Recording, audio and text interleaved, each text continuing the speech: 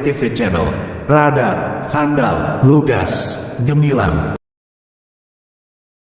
Pemilihan umum pemilu serentak 2024 sebagai hajatan demokrasi terbesar bangsa Indonesia telah berlangsung melalui pemungutan suara pada tanggal 14 Februari tahun 2024 lalu.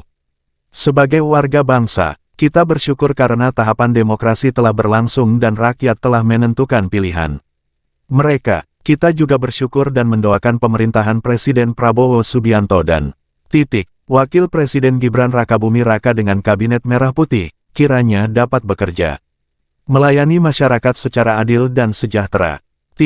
Kini kita memasuki tahapan pemilihan kepala daerah pilkada serentak di 545 daerah provinsi, kabupaten dan kota di seluruh wilayah Indonesia. Pilkada adalah bagian dari pembangunan demokrasi untuk memilih kepala daerah, gubernur, bupati dan wali kota secara langsung, umum, bebas, rahasia, jujur dan adil. Untuk itu, Persekutuan Gereja di Indonesia (PGI) mendorong semua warga gereja untuk mendoakan kesuksesan pilkada dan menggunakan hak pilih dalam pilkada yang akan dilaksanakan pada tanggal 27 November tahun 2024.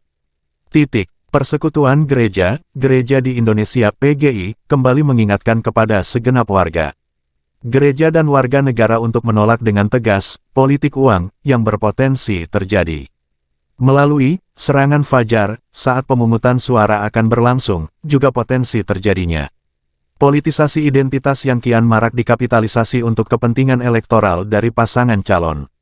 Dalam pilkada, ini adalah cara politik yang tidak beretika dan bermoral yang akan berakibat pada banyak aspek dalam pemajuan demokrasi dan pembangunan masyarakat.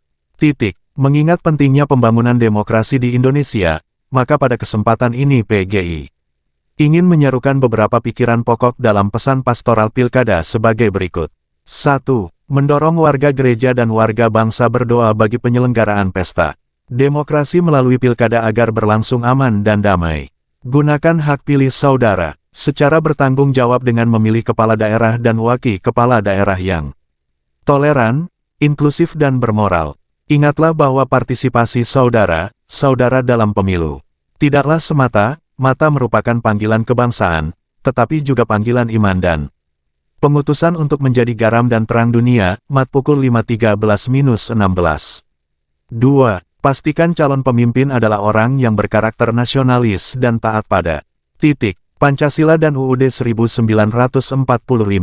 Dalam penyampaian visi dan misinya tidak berperilaku diskriminasi dan intoleran kepada isu agama, suku, ras, antar golongan, gender, dan kelompok rentan. Perhatikan juga rekam jejak calon pemimpin tersebut.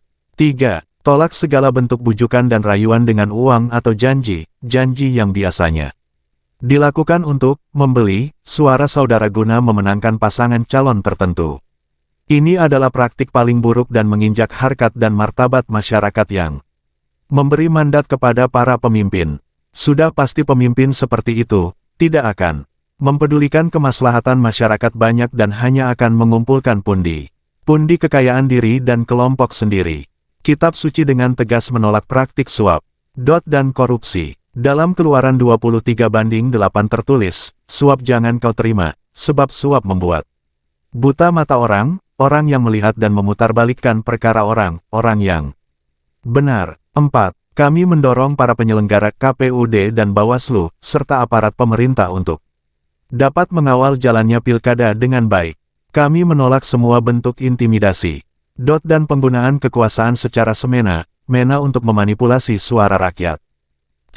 Pilkada adalah sebuah proses konstitusional yang tidak bisa dicederai dan dirusak dengan cara inkonstitusional. 5. Kami juga menghimbau kepada semua elemen masyarakat agar dapat memantau jalannya pilkada agar berlangsung secara jujur, adil, dan bertanggung jawab.